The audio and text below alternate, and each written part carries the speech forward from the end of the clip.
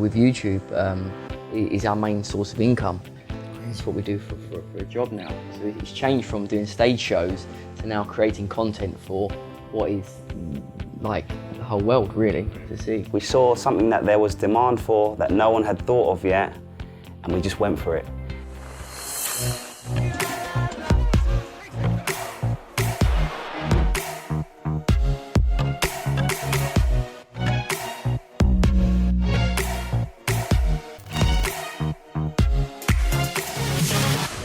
Welcome back, everyone, to the School of Greatness podcast. Excited about our guest today. We usually don't have two people on, but we do today. We've got the F2 Freestylers in the house. Good to see you guys. Good to see you too. Thanks How for are you having guys us. doing?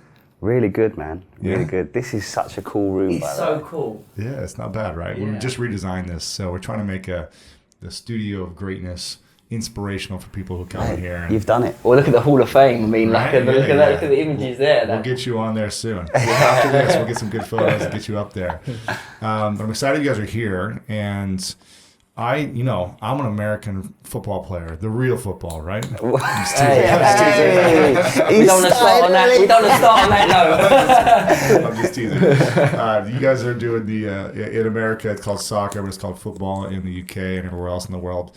And you guys do essentially a lot of combination trick shots. You do different skill training, things like that in videos to inspire, educate, and entertain. Is that right? You've pretty much summed us up. pretty Yeah, much it, well, right? that's literally bang on with what we do. That's it. But you guys have millions. You have like 5 million on YouTube subscribers. You got millions on Instagram, and people know you all over the world, except for in the US. But it's starting to grow. That's Right? right. It's starting to grow. It's starting to grow, yeah. 15% of our audience is based in the US, which is Really? quite a big number. We've got collectively across social media, we've got 12 million fans, Amazing. which is really good going for two football guys. 12.8 now. So Oh, snap. Yeah, mate. It's Damn, Every, you know every what? week it's it's evolving growing. all the time. I checked it 2 days. growing. Sorry, I checked it 2 days ago. I'm a day off. I'm joking. But that's got to be bigger than some of the big stars. I mean, what's a Messi have on his social reach? Probably Oh, more. his is. Probably It depends. 50. Different Messi, stars are bigger on yeah. different platforms, right? I think Right, Messi's right. big on Facebook. Yeah. No, you he's guys- big on everything. But you guys probably have a bigger reach than a lot of the big Yeah. stars in the Premier League, I would assume. Well, if you take YouTube for example, Real Madrid have a YouTube channel, Barcelona. We have the biggest soccer YouTube channel No in the way. world, Shut up. in the whole world. So nobody's bigger Really? than us. And on Instagram, out of the whole anyone in the UK, we get more views on Instagram than anyone in the UK, any celebrity. You have more views on Instagram than anyone in the UK. Yeah, anyone. Than any video. Yeah. That's crazy. Sport. Sports. I don't know the exact stat. Don't Hey, quote me, no, but it's- it's In average, probably. It's silly. Yeah. We do silly numbers. I remember one month we did more views in that month than Kylie Jenner and Cristiano Ronaldo Wow. and Ariana Grande. It was something that was a one-off month. Right. They That's cool, beat man. us with it. But Well, that no, was I think like it is views. I think that's right. Any video on YouTube, Instagram, we do outperform. I think- but it's a bit of a tricky one really because with Instagram, mainly people post images, right? But we got Do we got videos. content as well. So Yeah, of course. Yeah. Amazing. When did you guys start this? we started the F2 about 4 years ago. Wow. It's grown that fast? Yeah, it's been a That's crazy. really fast journey. But we knew each other from before then, but we were individual professional football freestylers for quite a few years before what does that the mean? F2. That's just football tricks, like entertainers, yeah. Getting paid to do stage like- shows. stage shows, live performances with just you and a football. Or busking on the street type of thing, kind of, We've done a bit, well, I did That's how it starts, right? right? Like, You're performing in the street trying to make $100, yeah, right? that is how it yeah, starts. that's how it starts. And then you start getting bigger performances. Someone will see you there and be like, Yeah. hey, come do this thing, this That's company exactly how it show, works. this whatever, right? Yeah. That's how it started. And you start building your own personal brand, and then how did you guys meet each other then? How did we meet each other? Well, we've known each other for years, and it's basically been from the circuit. So when we were younger, and I'm talking about in our early teens, I knew about Jeremy. He lived in East London, I lived in North London. And I was like, who's this guy? He keeps trying to call me. I don't know who he is. I'm joking. I'm joking. No, we knew each other. We knew each other from back then. Yeah. And we actually met at a football tournament where Jeremy was performing and so was I, separate stands. And we kept in touch since then. And I got Jeremy to sign with my agency at the time, because he came off the back of Britain's Got Talent and he didn't have no management representing you, and I felt that. How far did you go in the show? I got to the semi-finals, the live semi-finals. Wow. And then dropped the ball twice, which was car crash television, but it's memorable. Car crash television is memorable. And if I ask, it was funny, at the time I was devastated. Right. In tears. It's like the worst feeling ever. Worst, My career's gutty, over. yeah, the most, you know that gutty feeling you have in your stomach when something terrible happens, and you feel totally humiliated. I had all of that for ages, but then when I look back now, it was one of the best things that happened to me because it was so memorable, and I was really confident, overconfident, and that's why I made those mistakes back then. I was a young kid, borderline cocky. So the British public, if they see someone who's really confident and successful, They don't like it. they kind of want to see it go wrong. Really? And I gave them that without meaning to. Wow. And then from then on, it endeared me to the British public so much more than if I had done a perfect, flawless routine. I can see that now and look back. And it was so memorable. And people still to this day remember that performance and say, oh, you still thought it was amazing. Dropped the ball twice, didn't matter. Loved it, still voted for you. But at the time, obviously, you just... Embarrassing, your ego hurts. Oh, everything, yeah. Oh, man. But the funny thing about that is, I remember saying to Jez, I remember when he was on the show, and he could have won. He was the most popular person on that show. Oh, really? And if he didn't drop the ball, he would have won it. And what Jeremy's downfall was, I feel, is that when you went onto the show, he tried to create a whole new routine just for that show. There's 12 million people watching this show. 99% of them have never seen him do a trick before. So he could have kept it simple and gone through to the final and won the show. But he wanted to create something brand new just for that performance. Which is added pressure, right? Doing something for the first time live. Isn't it hard though? Like as a speaker myself, I get bored of saying the same thing over and over to all these different audiences, but they've never heard me say the same thing. Yeah. But I think, I got to tell a different story. This isn't going to be interesting. This is going to be boring or whatever. Yeah. Or you just want to do it for yourself even. I'm with you. What do you do? I'm doing the same trick over and over. Like, what do you do? Do you keep it the same or do you mix it up? It depends on the audience and what they're wanting, but I pretty much say a lot of the similar stuff. Yeah. Because it's good information, right? Yeah.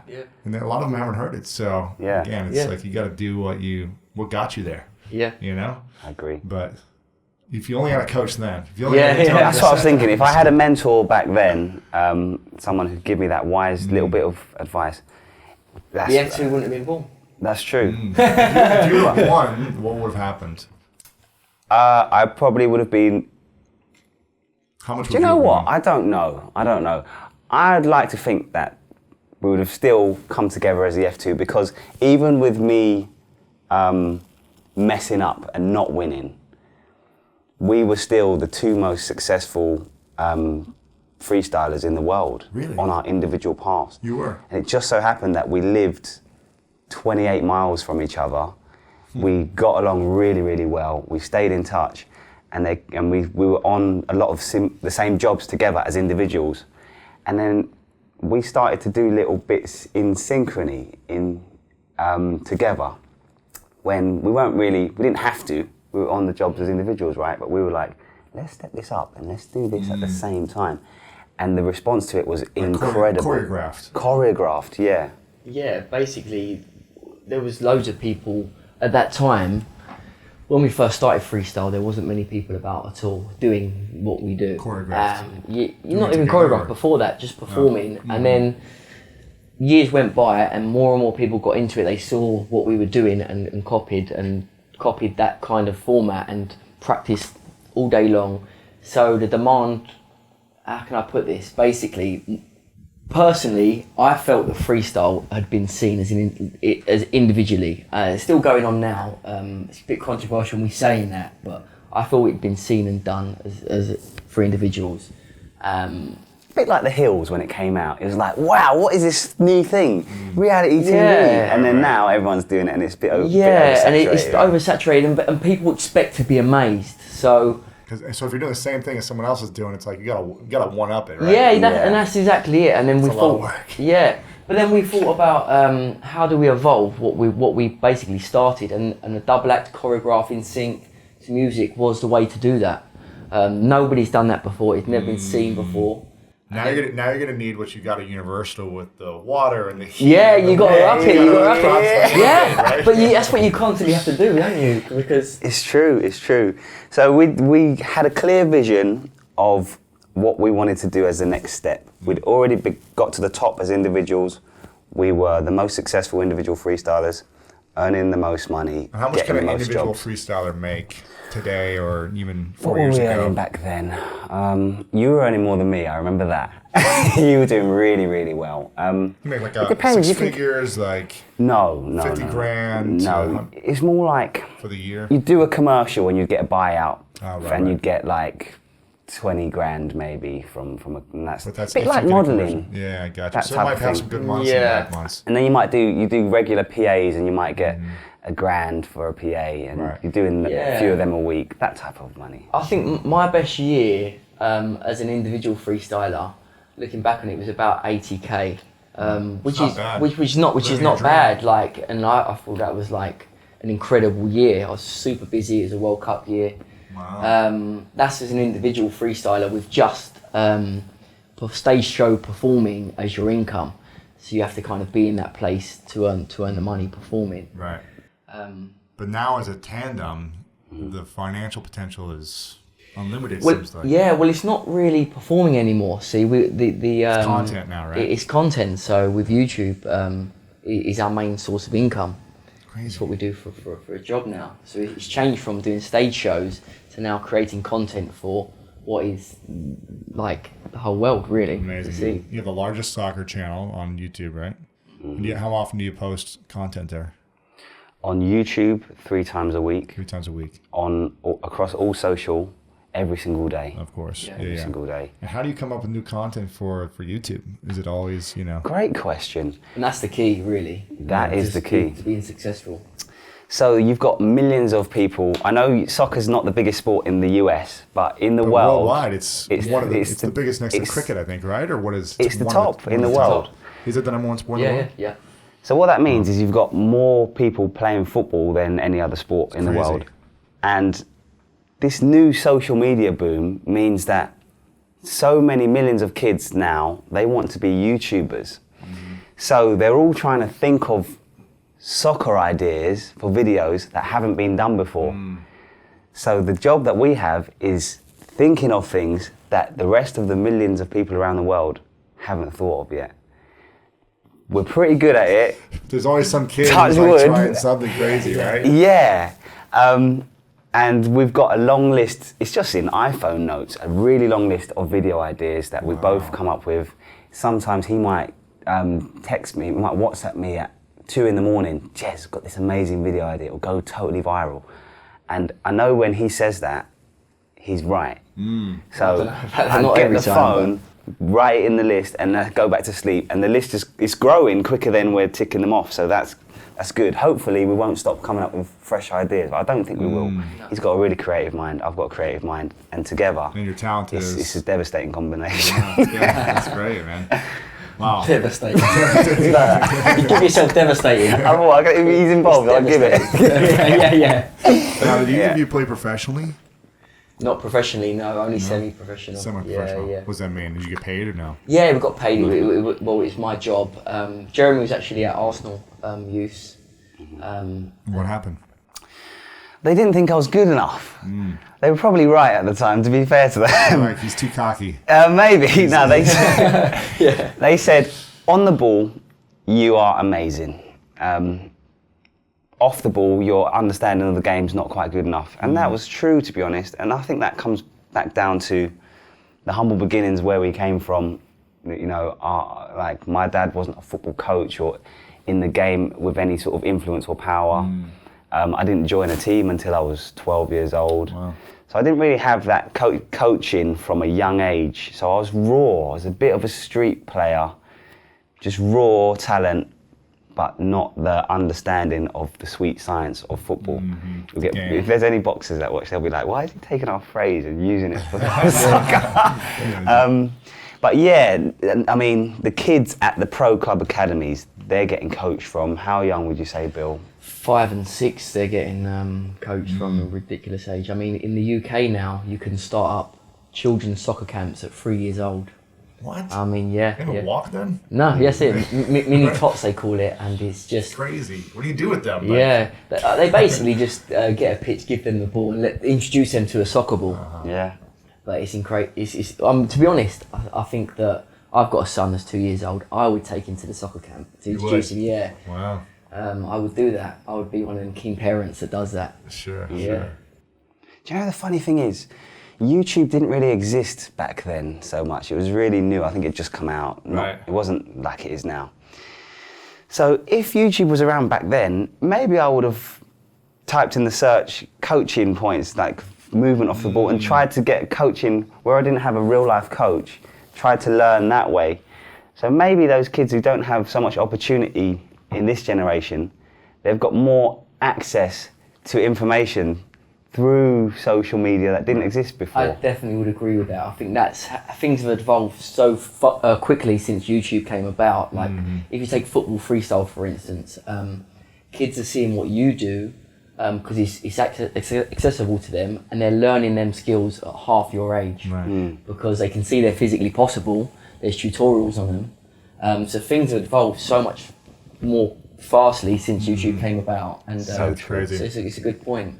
What's the vision for you guys moving forward? You've been doing this for 4 years. You've got the largest channel on soccer in the world on YouTube. And, what do you want for the next 4 years? Great question. Do you want to take this one, or should I take it all together? I think that we want to continue to grow the F2 brand. We call it a brand because we want to. The reason why we came together in the first place was we had individual profiles, and then we thought to ourselves, we want F2 to be a standalone brand, not to be known as individual people and performers. So we created the F2, and after we can't go on doing tricks anymore, be on the pitch, we want that brand to live on. So I think that we will go and find the next F2 and bring younger guys through and show them and give them a chance. We've already started doing it now, where we certify young up and coming YouTube channels that are really good, to give them. Basically, it's so hard to break through now for YouTube channels because there's so many out there. So much. People realise that you can earn money from it, therefore it's a fun, easy, enjoyable life. So there's so many people doing it now, it's hard for the good ones to break through. So you're kind of publishing and certifying. But with our help, so we've got such a big reach that if we show these people to the world, it's so much easier for them to grow. Yeah. So after the F2, as in Billy and Jeremy, are done, I think definitely a part of bringing up young talent and managing and nurturing them and showing them to the world is what we'd do. Yeah, I fully agree with that. Why do you guys think soccer still hasn't gotten the popularity in the U.S. like it is the rest of the world? What a great question. After, every World Cup, I feel like when the U.S. is like rallying and getting better and better, the country comes together, but then it kind of like dies off. You know what I mean? It's a great question. I'm not sure. Just thinking aloud, we went to our first NFL game since we've been over here. Super Bowl. I was there for the weekend, yeah. Wow. Happened to be insane, the right? greatest NFL game in the history of the First game we NFL. ever went to. Wow. That was our first. That's So crazy. can we ever go to another game? Has it That's ruined tough. it? For Yeah. Tough. Is it all downhill from here? Probably. But the point I'm making, we went to our first NFL game, we went to our first NBA game as well, loved it, watched the Clippers play. The whole experience is like an event. It's, they're considering the audience at all times. If the players go off the pitch, something comes on to... Spectacle, Entertainment. And it's brilliant. And I feel like the States has got certain sports in place, baseball, NFL, hockey, NBA, which are kind of like already solidified as part of the American people's tradition. So for soccer to come and push them to the side and overtake, it's going to be tough. I don't know. Yeah. I don't know if it will happen. I know soccer's growing, but to outgrow the already established sports, which are all amazing in their own right, I don't know. I'm not sure. Yeah, I think it's tough. Like you said, there's so much. It's much more fast paced, like basketball and the entertainment in between stuff. Where soccer's like 90 minutes, right? And it's just kind of like the same thing happening the whole time. Well, that's a couple what- moments of excitement, but it's like Yeah, that's what I noticed. So going to the Super Bowl and watching the NBA game, there was something happening every couple of minutes, whether it be a tackle, and you make a tackle in NFL, people are celebrating like a goal's gone in. Yeah. Whereas you watch a soccer match, 90 minutes, you might see 1, 2, 3 moments where it's exciting, as in goals going in. Yeah. So.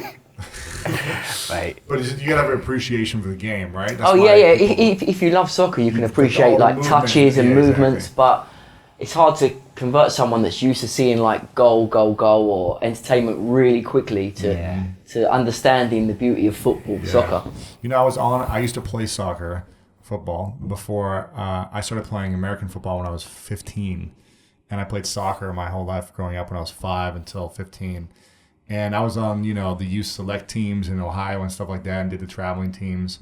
But for some reason, it was just like, man, the middle of the summer, the heat, like just constantly running, man. I was just too big of a guy to like constantly run. It's like 7 miles a day. It seemed like you're just running. And so I played like every position, but I liked being in goal because I could just kind of like chill there and make plays.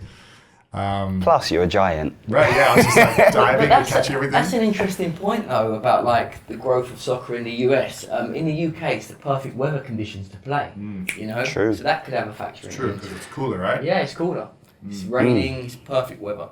Also, it's great for us that soccer's not so. We are the best soccer trick shot guys in the world. That's perfect for you. That's one of the ways we've built ourselves up. So you do a trick shot with a soccer ball or football in the UK and people think, wow, that's incredible.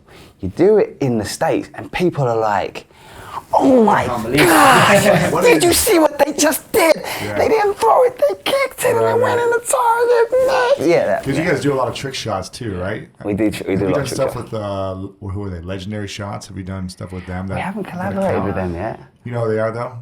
We're meant to do Perfect. That was meant to be last week. Yeah. Perfect? Oh, yeah. And all those accounts, like Bodie, what is it, Bodie Smith? Is that his name? All these Brody Smith, right? Yeah, we've done him. You have done him? Brody's glass. See, I wanna do all. I'm a big Ultimate Frisbee guy. Oh, really? Really? He's incredible, by the way. I love Ultimate Frisbee. Yeah. I love disc golf. I don't know if you've heard of disc golf. No. It's like golf with Frisbees. Okay. Like there's buckets and you like throw it into the Nice. buckets, but it goes like hundreds of yards and you try to make it in. So I love any of this stuff. And so I'm like, God, I would love to do some of this stuff someday. Just like trick shot. This is the most fun. Like basketball. He's your man. He sets up the That's collabs. part of with the sports, right? Those yeah. I want to do a collab with those guys. Mate, let's do one, all three of us. Let's do round 2 with Brody. We did a battle with Brody before. It went down so well. Yeah, he was doing Frisbee shots. We had to match it with a football. Dude, I'll throw a football, hit the Frisbee, you'll kick a ball and hit the Frisbee and score or something. That's a viral right there. Let's do it. You're in. Let's do it. What's the craziest trick shot you guys have done where you're like, I can't believe we pulled that off? Wow, what a question. Because you do stuff where there's like bottles on top of the crossbars. Did I see one of the videos like that? Yeah, we did something loads. We've done a lot. I would say the TV show we done in the UK, where we hit the ball off a rooftop in London into a basketball hoop. No on the way. volley, that was like... You kicked it off a rooftop into a basketball hoop. On the volley, it's really hard to do. In the air, you mean? Yeah, like throw it up, volley, straight into the basketball hoop. How many tries did that take? Oh, how many tries did that one take? There was a bit of wind on the day, so you kind of had to account for it to go... Was it 1 or 2? It was a few. But no, the harder trick shots, it's numbers game. You put it in that area and you hope that one drops. Sometimes you get lucky, sometimes you don't. Yeah, exactly. Was there ever a trick shot video that you were going to attempt and you were like, God, we've just been here for 4 hours, the sun's going down. Occasionally you try, it's like that girl at high school that you used to like and you thought, if I'm persistent, I'm going to get some of this. And it's not, you just think, nah, you know. It's like that time at Britain's Got Talent where I got second place. Yeah.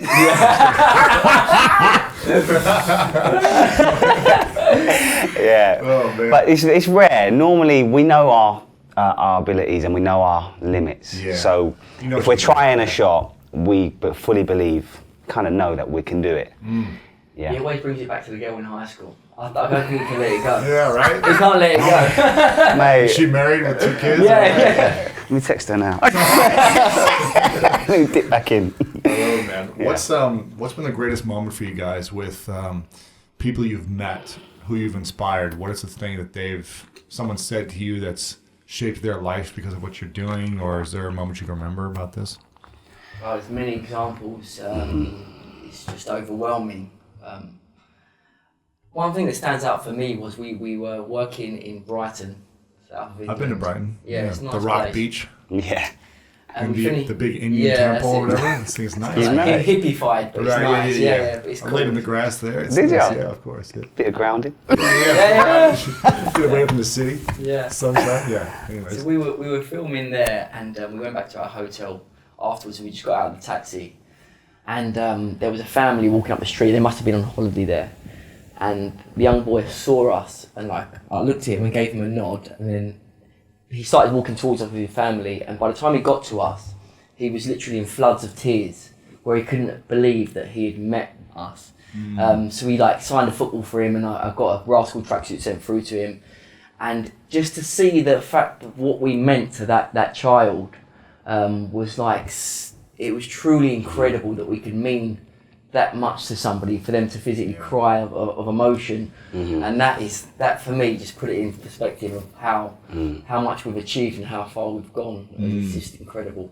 Hopefully he was crying happiness, not Isn't it fun though when we pursue our dreams with such passion and play and joy, what we can inspire in other people? 100%. I think, some people may think like, oh, these are just a couple like YouTube guys who just like kick a football around, but really you do it with such passion and fun, and you show people what's possible for their lives. And for me, that's what gets me excited. That's why I do what I do with passion, because I want other people to see, we were talking about this beforehand, like what is possible for themselves. Maybe they're going through some adversity and you give them some comedic relief or inspiration or something. And then when they meet you, they're like, thank you so much for giving me those moments of courage, inspiration, hope, whatever. Yeah, I totally agree with you. For me, my answer to that question would be, we did a book signing. What's your book called again? It's called F2 World of Football, Play Like a Pro. And it's just like, it's got juicy stories of when we've met pro players and things that people wouldn't expect. It's got tutorial section, and it's got our story, our journey of where we started from and how we got to where we are, because people are curious. Yeah. And it's important, really. It's really important. Yeah. Message. And the underlying theme of the book is exactly what you just said, the positivity of, if you are going through adversity, to stick with it. It's like encouragement that you can make a success of yourself. Don't give up. Work hard. Believe in yourself. That's like the ethos of the book. And we had a book signing in the biggest shopping centre in the UK, and we smashed the record. It was the biggest book signing of 2016. No way. The queue was like 5 hours long. Shut up. Yeah, it was incredible. We felt a bit bad for the fans that they had to wait for that long, but the reason why they had to wait that long is because each kid that came through, we spent like a minute with them to make it a personal experience for them. But when we were doing the book signing, one parent came to us and he watched us with his kid. We took a minute with his kid, asked him his name, what team he plays for, what position, made him feel like on top of the world. And then the parent came over and said, "You guys, I just want to say, you are a force for good." And for us, like, that really stands out, because we do try as hard as we can to be positive, good role models. We don't feel like there's enough soccer players that take on that responsibility, and the kids do look up to us, don't they, as the same as they look up to the top footballers, and we feel the responsibility and obligation to be a positive role model to the kids. And when that parent said that to us, it was like affirmation. You guys are doing all right. Yeah. That's awesome, guys. That's awesome. Well, I want to finish with a few final questions. Where can people connect with you online? Where's the best place? Do you like them to go to Instagram, YouTube? And is it all the same handle? I would say YouTube would probably be the best, because you can see all our content there. We're the F2 Freestylers on YouTube. We have different handles for different social medias, which can be complicated, but YouTube's the best one. YouTube's the best one, and it's F2 Freestylers. And it's the same on Instagram or no? F2 Freestylers? The F2. The F2. Yeah. Yeah. We should have thought about that when we started out. It's all good. That's true. And you guys have personal accounts too that you hang out on, or mostly? No, not really. Just for like friends and family. That's another interesting thing. When we were both successful individually, we had to almost die to ourselves to bring everything into the brand. You had to die, is that what you said? Yeah, Die to kind yourselves, of. yeah. Like, stop posting on our personal social Just media. all one now. Yeah, to let people know. Go all in. Because me and Jeremy were both like performers. We didn't want people to think, oh, I favour this person, I favour that. They had to realise the F2 was one. We're not like, we don't battle against each other. We both have strengths that come together and create the F2. Wow. So we did have to let go of our own egos. Right. But look what you created by letting go. Yeah, by letting go for of your sure. own ego and coming together, you Yeah. create something bigger than either of you could have ever done alone. It's for sure. 1,000 times bigger, probably, right? That's true, that's true. And then from the F2 brand, we created another brand, which started as the baby brand, but has now outgrown even the F2. What's that?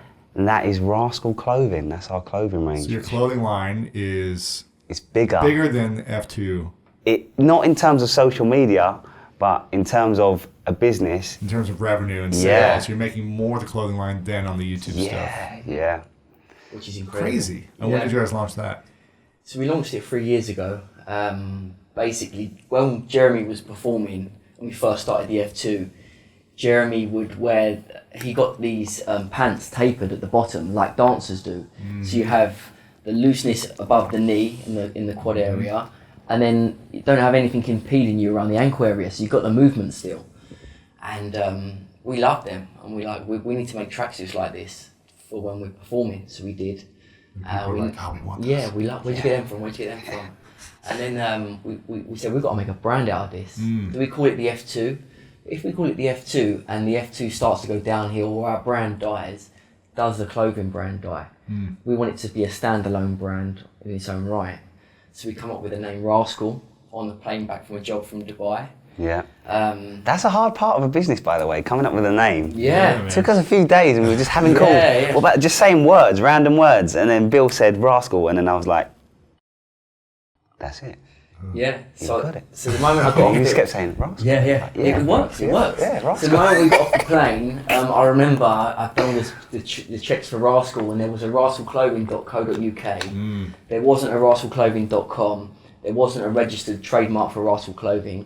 There wasn't. Wow. Yeah. So basically, registered everything. Amazing.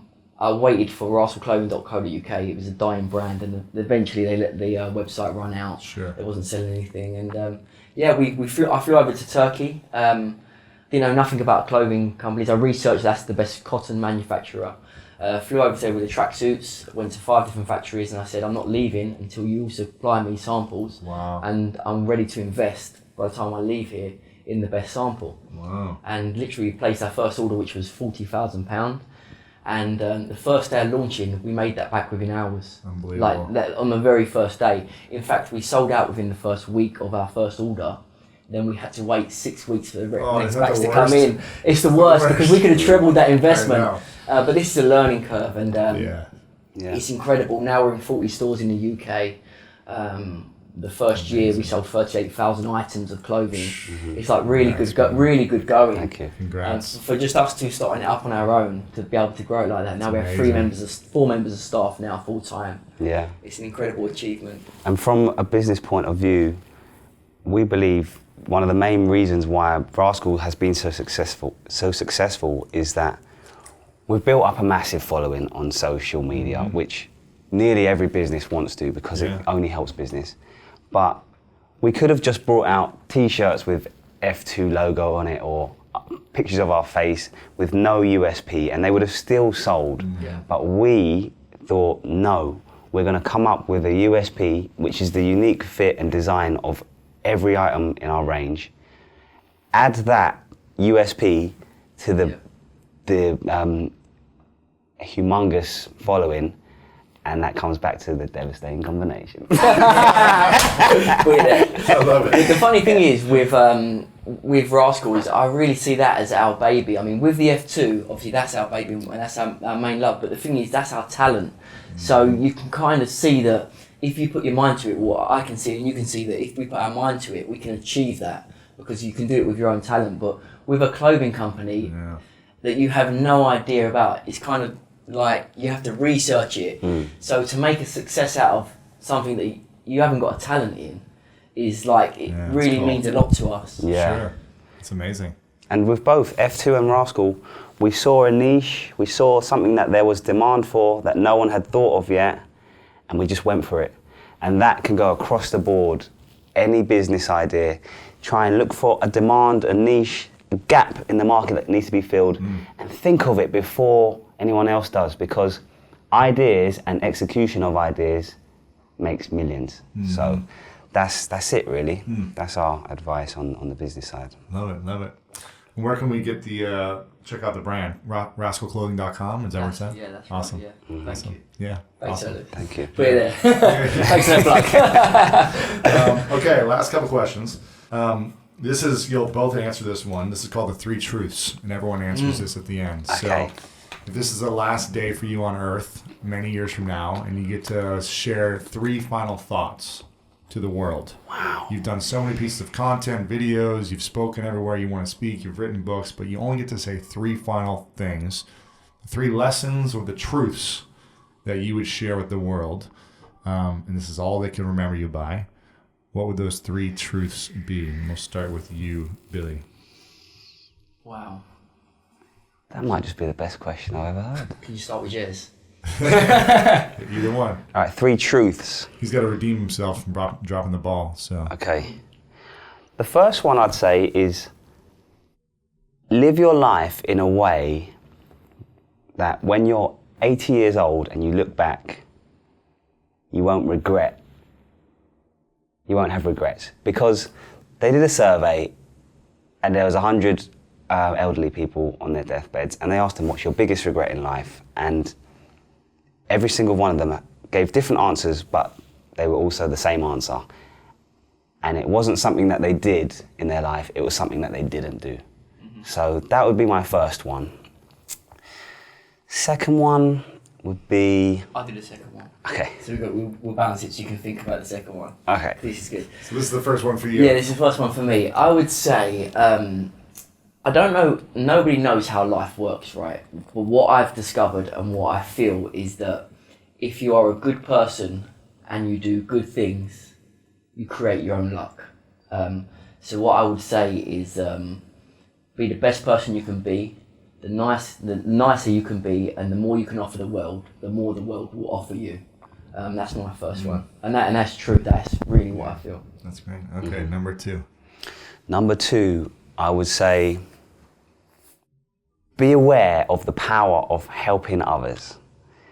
And what I mean by that is, even if you help others for selfish purposes, it's only good outcomes. So if you help someone in need, you've helped them, you've helped someone, and that's amazing for them. But the feeling that you get from helping someone personally, that's amazing for you too. So everyone benefits. So why wouldn't you constantly be helping everyone in every situation that you can?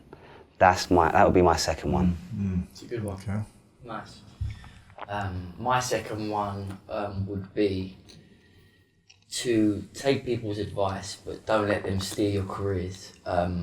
Even if they mean so much to you, these people are in your life, whether it's your parents or your siblings or family or close friends. Ultimately, if you know you can achieve something, go out there and do that. It's up to your mind and yourself to do it. Don't let other people steer your careers. It's happened to me before with my family when I wanted to go into the freestyling, and people sometimes think they've got your best interests at heart, but really they're just trying to protect you. But if you want to go out there and succeed, you have to do something that no one else does, right? Not the norm. You have to go that extra mile, and some people can't see that.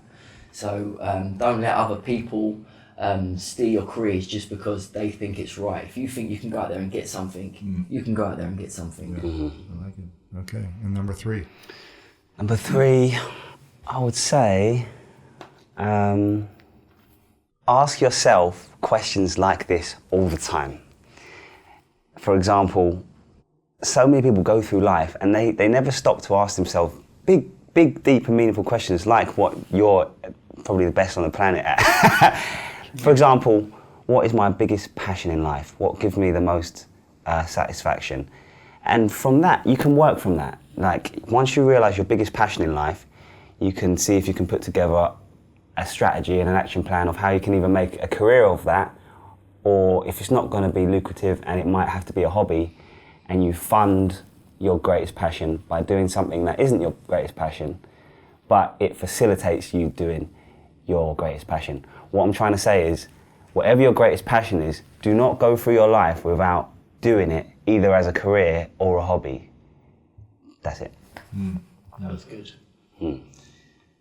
My last one would be, and this is really hard to do, and I don't think anyone, it's so hard to do, but try and remember how lucky you already are. Okay, people always want that next step up in life. That's society, right? The next, whether it's bigger income or a nicer shirt or the new iPhone. Strip that back, you don't realise how lucky you already are. And an example that I can give for that is my father passed away in November. I was always striving for the next thing in my life, and I realised, hang on a minute, strip that back, look at what I've got. You have to work backwards and appreciate what you've got first and foremost. That's the most important thing. Yeah. And whoever you are, if you look, people sometimes think they've got it hard. Everyone thinks they can have better, but really we're all lucky in some way, shape or form, and you have to kind of remember that and take that with you. Yeah, we made it. Yeah. We're here. Yeah, exactly. You know, and it's so true. People say, no matter what's going on in your life, there's always worse that's happening. But that is so true. And you can always think of something that you're blessed with, if you want to, if you have that mindset. Right. And I realise that more now than ever about family and what life means through experiencing something bad in my life. I realise that now more than ever. Yeah. Well, Jeremy and Billy, I appreciate you guys coming on, and I want to acknowledge you both for being a couple of kids from the UK who's followed your dreams and stuck to it and done things that most people aren't willing to do because it's scary to do, to go out and do something no one's really ever going to do. You guys have led the way. You've inspired so many other kids to chase their dream in soccer and in other areas of their life, and you're making a business out of it. So I want to acknowledge you both for being incredible human beings, and hopefully next time I'm in London, we'll connect and do some trick shots or something together, and you can teach me something new. For sure. So, thank you for having us. It's been a pleasure, man. One final question for both of you. Okay, here we go. Another one of his questions. Yeah. He asked good Final questions. question is, what's the definition of greatness for both of you? Oh, wow. You are definitely the best question asker in the world. What is the definition of greatness for us? For you? The definition of greatness. Should we have Billy go first since you went first last Probably, yeah. Mine is just one word: happiness. Okay. Yeah, I like that answer. Happiness for yourself, for others, just, yeah. Yeah, I think so. And it's good that what we do does make people happy. It's in the entertainment realm, but why do we have, whether it's soccer, NBA, NFL, hockey, baseball, why has humankind created these sports? It's because entertainment makes us happy. Yeah. So that's what we're in the business of, as well as other things, but yeah. Good answer. That's the right answer. Awesome, guys. Well, I appreciate you coming on. Thank you so much. Thank you. Thank you so much. Thank you.